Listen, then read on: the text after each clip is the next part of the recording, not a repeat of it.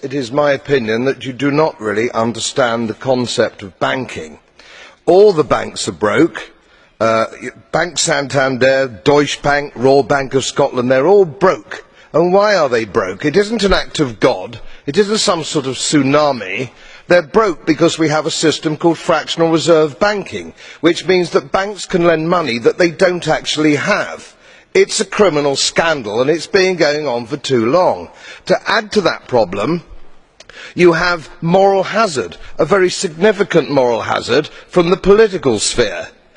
And most of the problem starts in politics and central banks, which are part of the same political system.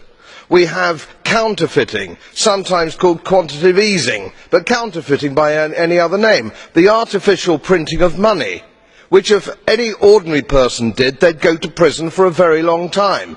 And yet governments and central banks do it all the time. Central banks repress the amount of interest that rates are, so we don't have the real cost of money. And yet we blame the real retail banks for manipulating LIBOR.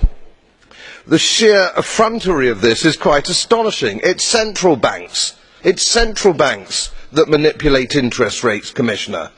And plus, underneath all this, we talk loosely, in a rather cavalier fashion, do we not, about deposit guarantees. So when banks go broke through their own incompetence and chicanery, the taxpayer picks up the tab. It's theft from the taxpayer. And until we start sending bankers, and I include central bankers and politicians, to prison for this outrage, it will continue.